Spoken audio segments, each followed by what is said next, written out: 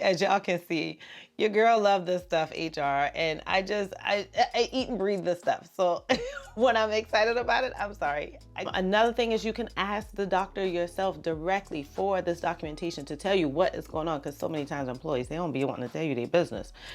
Don't worry about it. You got the forms that say you got to tell me your business. But is the Fair Labor Standards Act. Everybody always refer to it as its acronym, which is FSLA. And FLSA. See, it becomes this whole alphabet soup that sometimes you be forgetting which alphabet. Hey y'all, this is Tamika, the face behind Hey HR, and we are going to finish off the entrepreneur series. This is video 5 of the 5-part entrepreneur series. And so in this video, we're only going to cover topics all about employment laws. And so a lot of times we get so wound up in starting our business and growing our target audience persona and making sure that we get systems in place to create sales that we forget that as we add on to our team and we grow our team, there's some laws that we just have to be a little bit conscious of. And so I'm going to do my best to cover some of the most basic laws. Some of them I have already covered in a previous video, so we'll refer to that too. But buckle down, get ready, because we're about to dive in.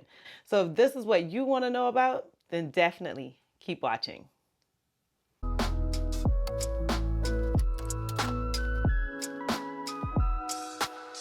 So before we tap into the actual laws that we always need to be conscious of, I want us to focus on some things that kind of keep us lawful, and those are new hire or onboarding forms. So there's some forms that we just have to always complete. They become redundant. You almost memorize, and I literally memorize exactly what they are saying, the questions employees are going to have, the headaches that come with those forms. And so let's talk about a few of those. And your first form is your W-4 form. So as an employee, we get so excited about the W-2 form because we can file taxes. Sometimes we get a tax refund, but the W-4 is what feeds into that form. So that's your form where your employee is going to not only give their information as far as their address, but they're also going to give the number of dependents that they have so that we know how much taxes or deductions to take from their paycheck. And so your W-4 form is a form that you're giving to all of your new hires all the time. Another form is your I-9 form. And so your I-9 form is just basically saying, is this person a legal U.S. citizen so that they can work in the U.S.? And so that I-9 form has maybe on like the 3rd page a list, and it has like this, well, really a chart. So it has like this chart. And that chart says, oh, if you can give me one thing out of list A, then that works. That's all I need. Otherwise, give me 2 things. So I need 1 from B and 1 from C. It's so common that folks will either give their passport, which is from list A, or they'll give their driver's license and social security card, which is list B and C. But as you go through that list, you can see that there are tons of documents that they can give you to show that they are actual U.S. citizen. So you want to always make sure that as your team grows, you're keeping track of those, you're keeping those in a separate binder, and that you're running it through the E-Verify system, because that's the system that's going to tell you, yes, they're a citizen, you can hire them, or they're pending documents, or you can't hire them right now, or you can hire them, but you need to wait on follow-ups. And so it's always important to implement the E-Verify system, to take those quizzes so that you can learn how to put that information in there and what to do when you don't get a traditional response. And so that's our second form. And so another, not necessarily a form, but things that we need to be conscious of is ACA benefit or minimum requirements. As long as you have an employee that's working on average 30 hours per week, you always need to make sure to offer benefits for them. And so you always want to give them the option to enroll if that's digital, or if those are the actual forms that come from your carriers, you want to make sure that you get those benefit forms completed. And I know folks will get all the way confused and like, well, Tamika, they don't always work 30. If they're working on average 30 hours for 2 consecutive quarters out of the year, then you always want to make sure that you're offering benefits. Most times when those folks aren't working a full 40 hours, because I want to get y'all calmed down, because I feel like every time I work with a small organization, or when I'm doing consulting with organizations where they have seasonal employees, they get all antsy that I don't want to give benefits. Listen, most times those people don't want your benefits because they don't want to pay the premiums, because their paycheck is too low to pay the premiums. So most times they will decline. So you just want to show that you offered it. Be prepared for them to decline. So now let's dive into employment laws. And as y'all can see, Your girl love this stuff, HR, and I eat and breathe this stuff. So when I'm excited about it, I'm sorry, I truly like it. FMLA is our first law that we'll talk about. That's the Family Medical Leave Act. That act was created in roughly 1993 under President Clinton. And what he wanted to do is to make sure that if you had particular situations, which are your minimum requirements to be eligible for FMLA, then your job is secure. So prior to 1993, so many times, you might have a mother that goes out for pregnancy, she comes back, she doesn't have a job. You might have a family that decides they want to adopt and they go out and they come back, they don't have a job. You may have a wife or a spouse, a husband that decides, I want to take some time off to help my husband or wife, their spouse, transition into their military deployment or what have you. And most times they'll come back and they don't have a job because all of those situations really put a heavy responsibility on your work schedule. And so if it's a true medical leave, I mean, like you guys know that I referenced this in the previous video, and I also referenced FMLA, workers' comp, all of those things. So I'll definitely tag that video here. But in that video, I thought that I was going to be out for 6 weeks. I was out for 3 months. Imagine how a company feels when you're not showing up for 3 months for them and they still have duties that they need to have completed. And so FMLA is a great law for employees and employers because you can literally give them that number of weeks that they qualify for. Typically, it's 12 weeks. And you can start like keeping track of when they need to return to work.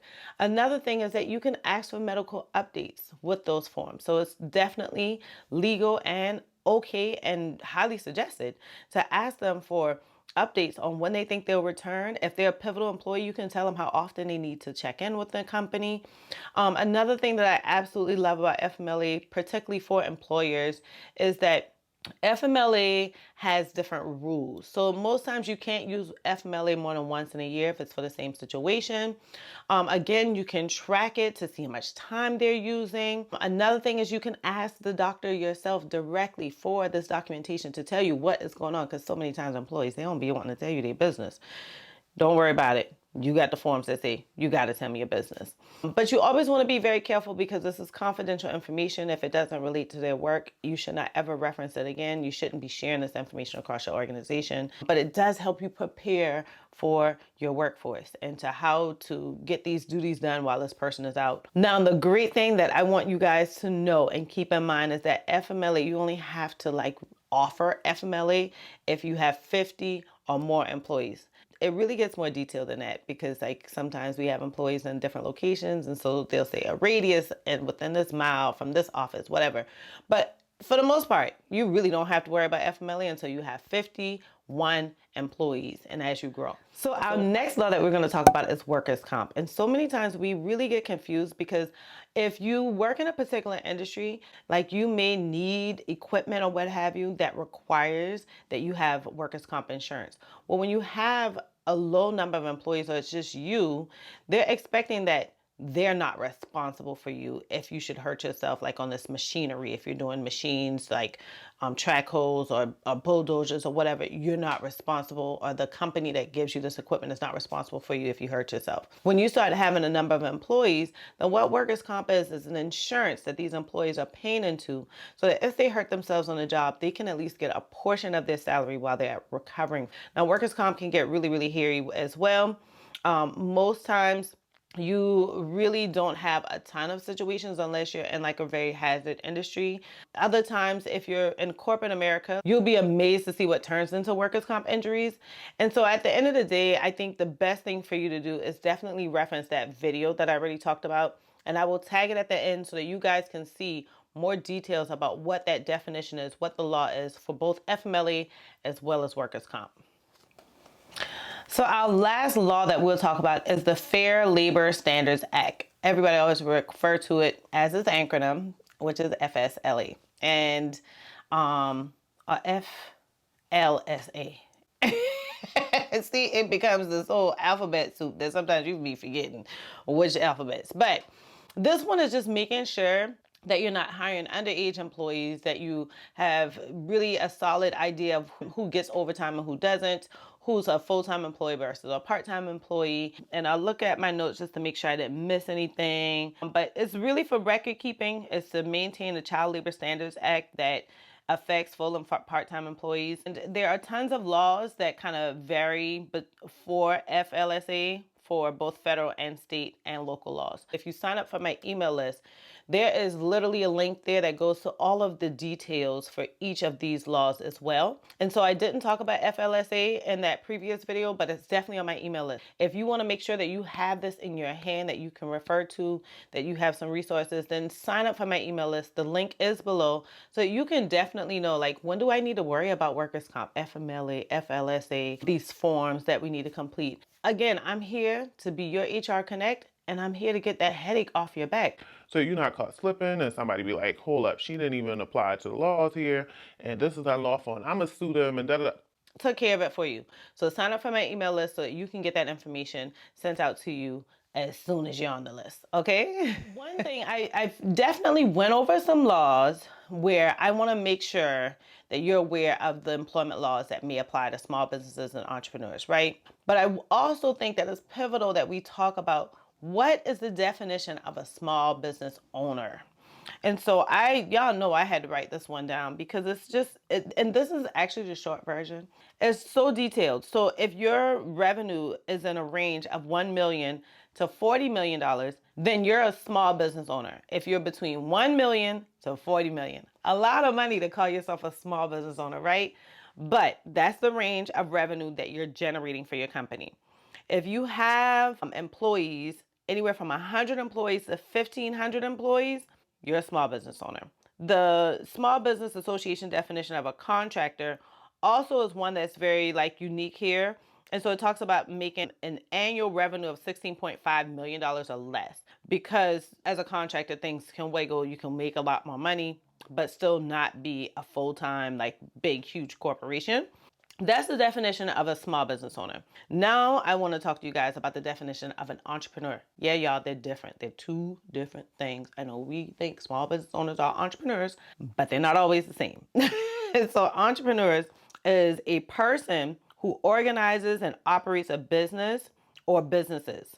This person is taking on greater than normal financial risks to do this. And the activity of setting up a business or a business is also the definition of an entrepreneur. So if they have the activity of saying, I'm setting up a business or businesses, if they're a person who operates and organizes a business or businesses, and they're taking on more than a normal financial risk for doing so, then they're an entrepreneur.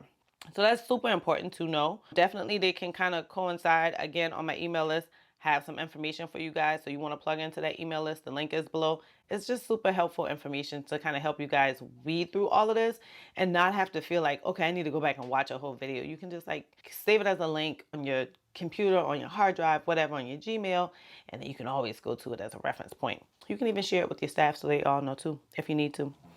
But this is a super short video because there's so many laws that just really doesn't apply until you get beyond 25, 50 employees. So when you're smaller than that, there are a lot of laws that just doesn't apply to you. And so you're in a safe spot. So I think beyond worrying about laws, the most important thing that you want to do to prepare yourself for when you have to worry about these laws is to make sure that you're maintaining employee files.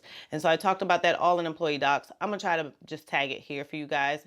If not, I'll definitely put it in the description box below. If not, doing both. But that's something that you want to do so that when laws start applying to you, then you're already prepared for those laws. So employee docs really help you get prepared for these laws. Guys, again, this is a super short video, but I wanted to make sure that you guys had a handle on what's going on as an entrepreneur, a small business owner, when it pertains to employee laws. And so if you're new here, thank you so much for joining. I hope that you do me a huge favor, help my channel by hitting the like button. If you know anyone that can use this information, please, please, please, I beg you to share it with them. Make sure that you just leave me a comment below and say, hey, Tamika, you didn't cover this and I'm a little confused about that. I'll definitely reply. For those of you who are returning, I really appreciate you sticking with your girl. I honestly cannot wait to see you guys on the next video.